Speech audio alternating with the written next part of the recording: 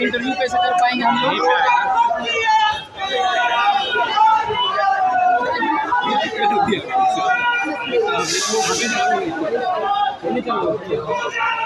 देखिए वहाँ बाइक नहीं आ रहा है, यहाँ पे आएंगे। संजीव भैया किधर है?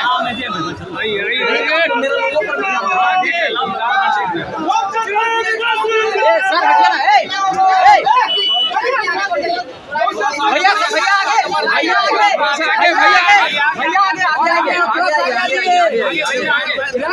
हटिए ना, भैया अरे थोड़ा आगे आइए चिराग जी, थोड़ा आगे आइए चिराग जी, थोड़ा सा आगे आइए, थोड़ा सा। हमकी दिलवाया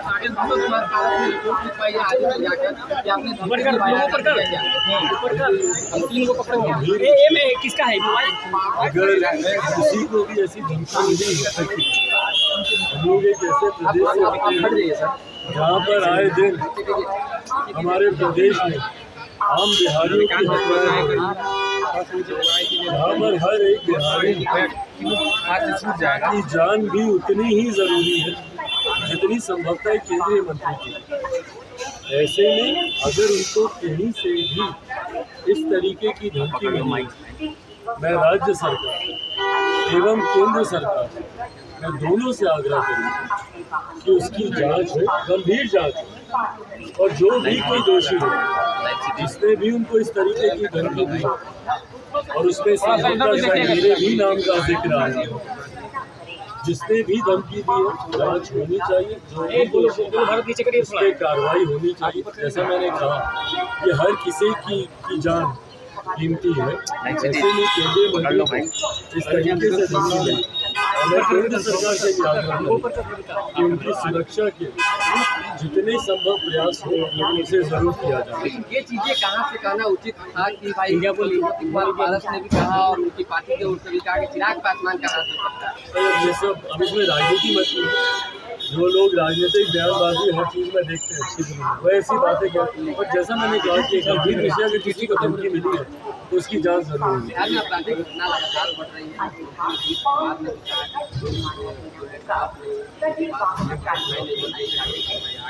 भाई मुख्यमंत्री को फुर्सत है कहाँ आज की तारीख में बिहार पर ध्यान रखने की?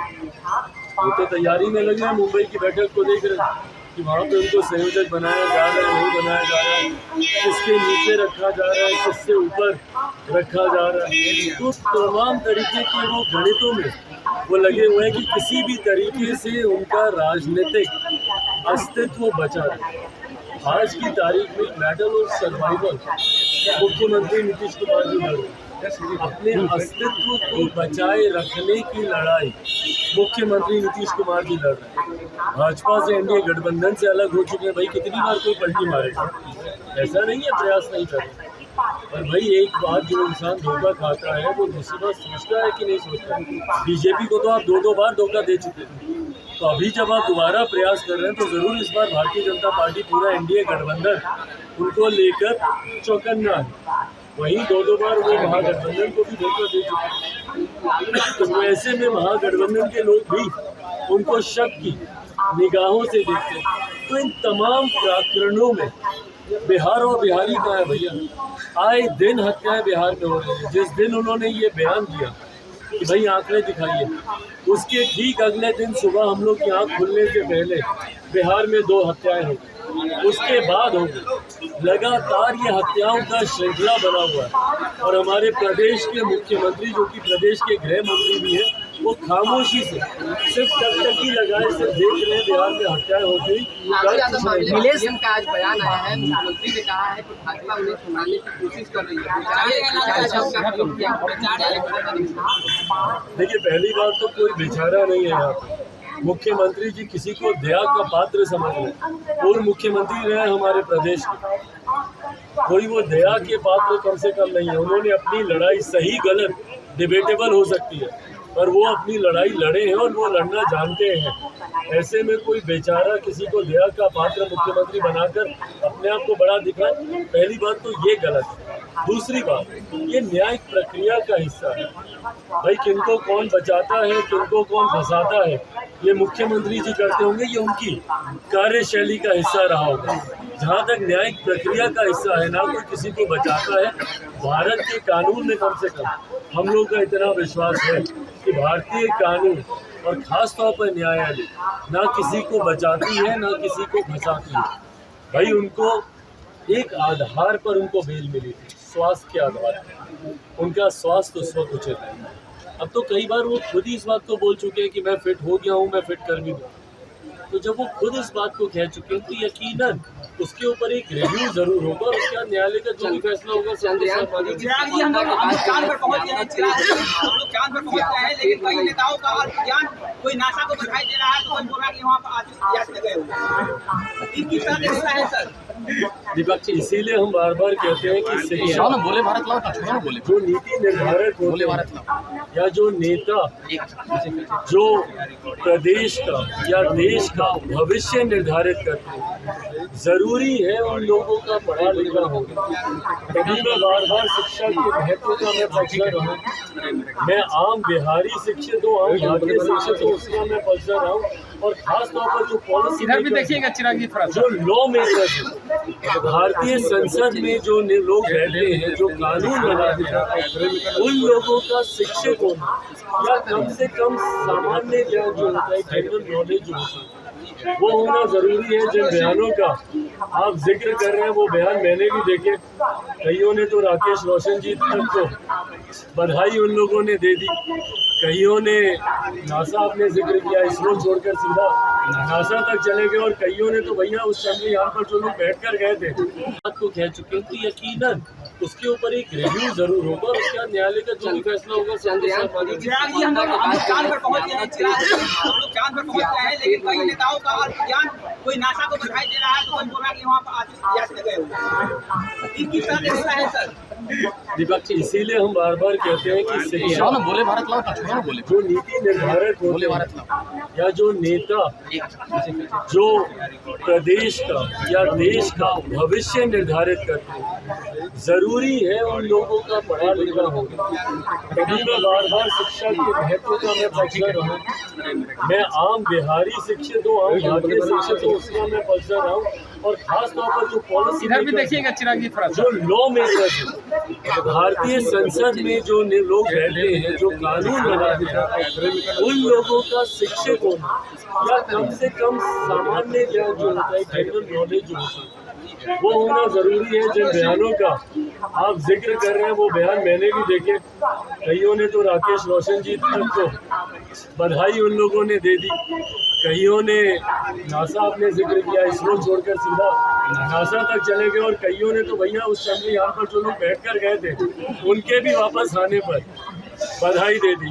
पर बहरहाल भले हम लोग इस बात को हंसी मजाक में समझे, पर ये हमारे देश की जनता को समझना जरूरी है कि जो नेता एक इतनी छोटी सी बात को नहीं समझ पाए, जो हमारे देश की इतनी बड़ी उपलब्धि है, जिसके लिए आज पूरे देश को दुनिया के लोग बधाई दे रहे हैं, देश की तरफ टकटकी लगाकर लोग देख रहे हैं, जो उपलब्धि हमारे देश ने हासिल की, जो दुनिया का कोई और देश नहीं कर पाया, उसको लेकर जानकारी का इतना अभाव, जबकि न्यूज़ चैनल में, मीडिया के चैनल में सरल भाषा में दिन भर ये जानकारी दी जा रही है।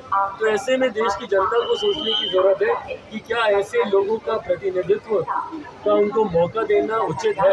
आने वाले समय में जरूर जनता नीलेश पटनायक, सुने चिराग जी, चिराग जी, चिराग जी, चिराग जी नहीं यार, ये श्रेय केवल प्रत्यक्ष को जाना चाहिए, 100%। चिराग जी, केंद्र सरकार की भूमिका नहीं है। ये श्रेय सबसे पहले सिर्फ और सिर्फ हमारे देश के वैज्ञानिकों का ही बनता है। और जब हमारे देश के प्रधानमंत्री, क्योंकि आज कई ऐसे मीडिया चैनल्स हैं या मीम्स हैं या सोशल मीडिया में चल रहा है कि भैया प्रधानमंत्री क्यों सामने आ गए, भाई देश जब तक हमारे वैज्ञानिकों को वो ताकत नहीं देगा, आज हम लोग को गर्व होना चाहिए कि हमारे देश के प्रधानमंत्री खुद सामने से आकर हमारे वैज्ञानिकों का मनोबल बढ़ाते हैं, हमारे साइंटिस्टों उनका वो मनोबल बढ़ाते हैं, जिस तरीके से आकर उनकी हिम्मत बढ़ाने का वो काम करते हैं, और उनको हर ज़रूरी वो सुविधाएं दी जाती हैं उनके एक्सपेरिमेंट्स को कंडक्ट करने के लिए, उनकी टेक्नोलॉजीज को, हर वो चीज़ जो मदद करे वो सुविधाएं उनको मुहैया कराने में। भाई जो लोग प्रश्न उठा रहे हैं कि प्रधानमंत्री उस वक्त स्क्रीन पर क्यों आए, क्या प्रधानमंत्री जी को पता था कि आखिर के वो जो 10-15 महत्वपूर्ण क्षण है क्या वो सफलतापूर्वक वो पूरे हो जाएंगे? अगर भगवान ना करे, अगर उस वक्त कोई कुछ गलत हो जाता, कुछ इस तरीके का हो जाता जिसकी हम लोग कल्पना नहीं कर रहे, तो उस वक्त तो प्रधानमंत्री मौजूद रहते हैं ना, उस तमाम चीज़ों की खामियों को भी अपनी सराखों पर लेने के लिए। आज अगर वो श्रेय, अगर जो लोग बोल रहे हैं कि श्रेय ले रहे हैं, और उन्होंने भी आकर हमारे वैज्ञानिकों को ही बधाई देने का काम किया। और ज़रूरी है हमारे देश के वैज्ञानिक हो या हमारे देश के जवान हो, सैनिक हो, उनका मनोबल बढ़ाने का ये एक बड़ी जिम्मेदारी हमारे देश के प्रधानमंत्री पर है। और मुझे लगता है वो जिम्मेदारी चिराग जी तेज प्रताप ने कहा है कि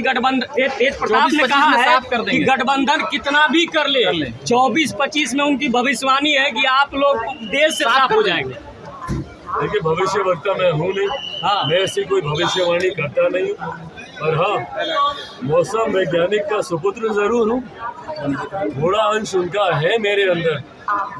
उस आधार पर मैं ज़रूर कह सकता हूँ कि 2019 से बेहतर परिणाम हम लोग के 2024 में आए। 2018 का समय और उस वक्त के आर्काइव्स और उस वक्त के न्यूज़ रिपोर्ट्स और उस वक्त के सर्वे रिपोर्ट्स आप लोग निकाल कर देखिए, इसी तरीके के आकलन लगाए जा रहे थे। इसी तरीके की बातें 2018 में 2019 के आम चुनाव को लेकर भी की जा रही थी, पर परिणाम 2019 के 2014 से बेहतर है। इन 10 सालों में वो लाभार्थी हो या वो भारतवासी जिनका विश्वास हमारी केंद्र की सरकार और उनकी योजनाओं पे बढ़ा है, उसकी संख्या में काफ़ी वृद्धि हुई। और ये मेरे विश्वास को बढ़ाता है कि 2024 का परिणाम 2019 से बेहतर होगा। और ख़ास तौर पर बिहार में मुख्यमंत्री नीतीश कुमार जी के खिलाफ जो आक्रोश है बिहारियों का, ये महागठबंधन की नैया को डुबोएगा, ये लिख के रखें। अगर ये वीडियो पसंद आई और वह बिहार के राजनीति और बिहारियत से सरोकार रखेनी तो सब्सक्राइब बटन दबा के चैनल के सब्सक्राइब कर ली। ओजे एगो घंटी बा, ओकरा बटन दबा देला से कुल सटीक और मारक खबर रुआ मुफ्त में मिल जाई। अगर रुआ पत्रकारिता के हमनी के नया प्रयोग में सहयोग कर चाहतानी तो ज्वाइन बटन दबा दी। पेटीएम नंबर नोट कर ली 9386816700। धन्यवाद।